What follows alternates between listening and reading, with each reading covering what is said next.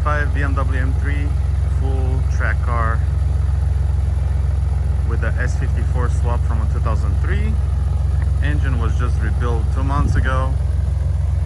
The whole thing, rod bearings, pistons, KW suspension, Kosei,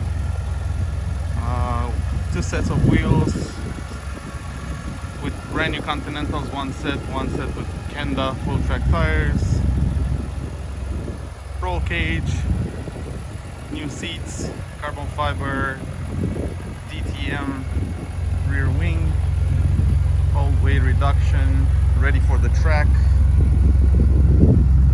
Very quick car. 343 to the wheels, headers, arcade tune,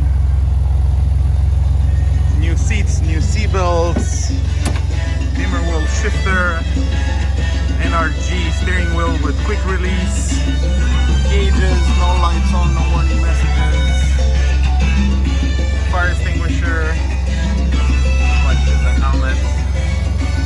Still needs to do the sunroof delete, but she's ready to go. Fresh tint, and it can be driven to the track. Heat still works, all the lights, everything, it can be driven. So have some fun.